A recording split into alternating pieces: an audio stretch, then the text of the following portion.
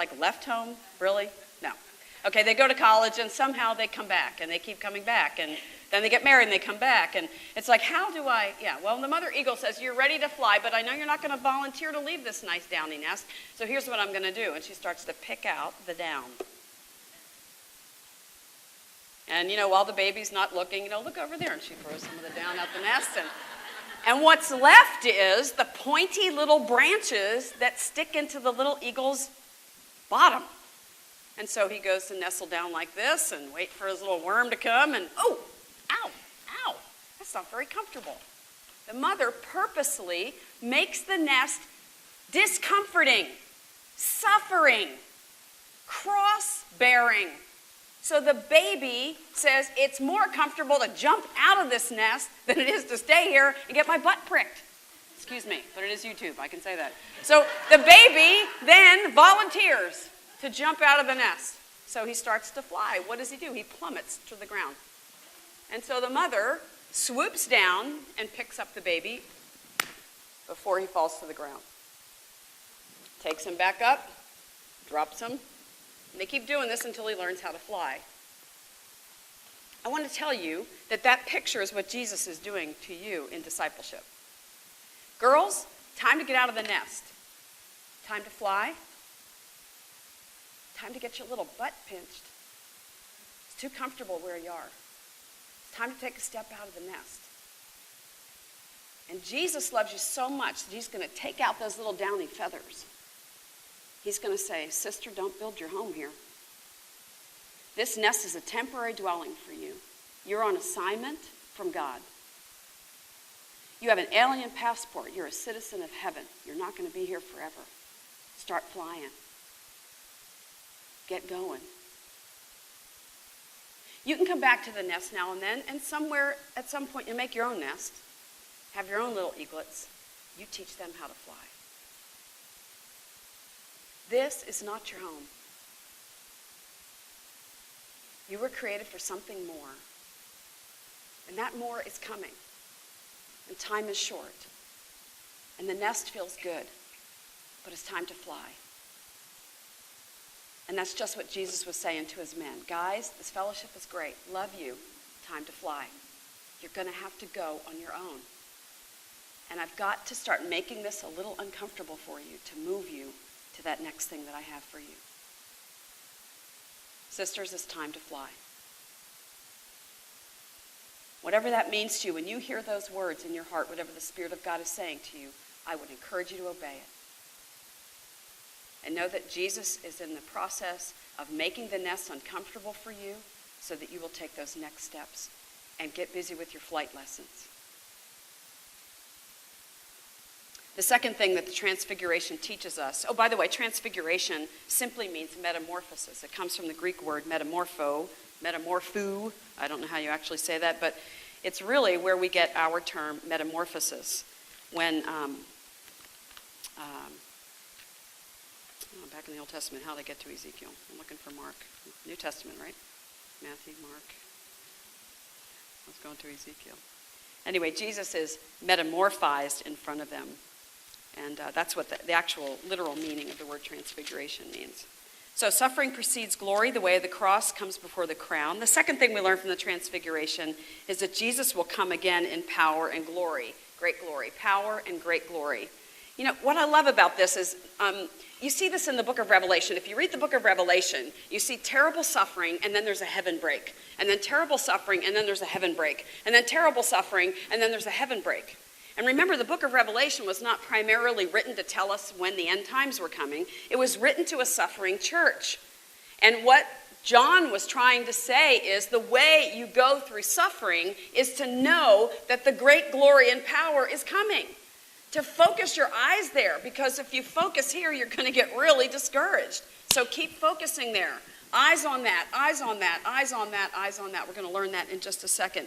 But Jesus is doing the same thing with his guys. He's saying, okay, you're going to have to pick up that cross, get out of the nest, you're going to have to fly, don't save your life, but lose your life. And then he's saying, okay, but guess what? I'm going to show you who I really am. Because I want you to know that even though the Rabbi Jesus is going away, the Son of God will always be. And who you really are following is the eternal Son of God. Not just Jesus the rabbi.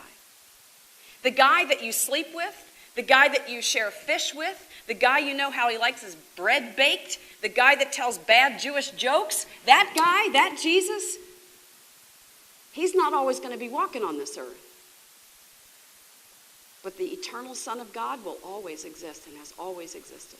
And he is me. It's a heaven break. And that's what the transfiguration is all about. Matthew chapter 24 talks about what will happen when Jesus comes again. It says, immediately after the distress of those days, the sun will be darkened and the moon will not give its light. The stars will fall from the sky and the heavenly bodies will be shaken. These are those last days spoken of in Mark chapter 13. At that time, the sign of the Son of Man will appear in the sky, and all the nations of the earth will mourn.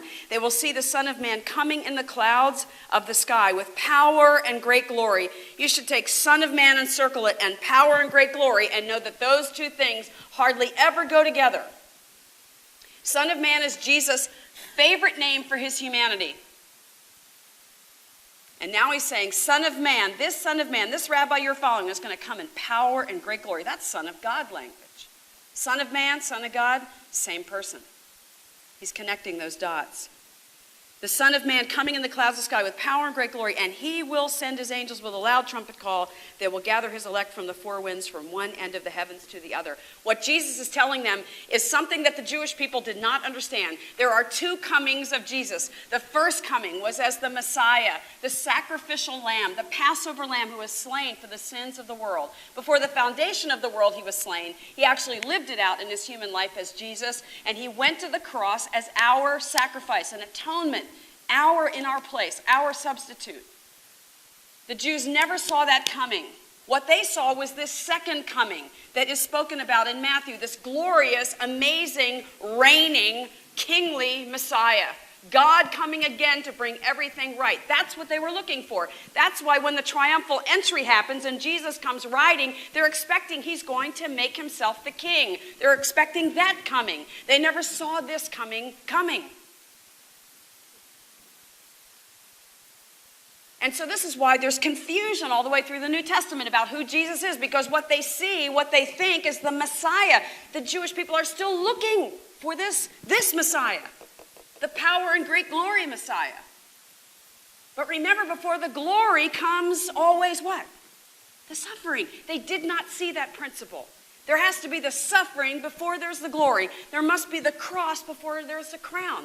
If you look at Psalm chapter 22, 23, and 24, what is the first one? Chapter 22 is all about the suffering of Jesus on the cross. Then 23 is all about how he guides us because he lived that suffering life. And then 24 is all about him returning.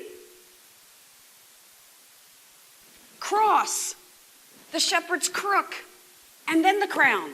It's never crown and then cross. It's always cross and then crown. This is exactly what Jesus is saying to them. I am coming again. And so what does he do? Somehow, while he's standing there, he takes them up on a Mount Tabor, which is about 1,800 feet high. So it's like they had to climb up Sunshine Mountain, baby.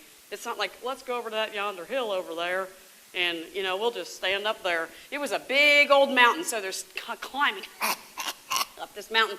And Jesus is transfigured before them. Somehow, the King James, I like this, he becomes whiter as any soap could make him, like any detergent, like he got bleached, okay? So maybe he opens his robe or something and all this light pours out. You can just see it now, and the way we would do it with Steven Spielberg or something like that, like that.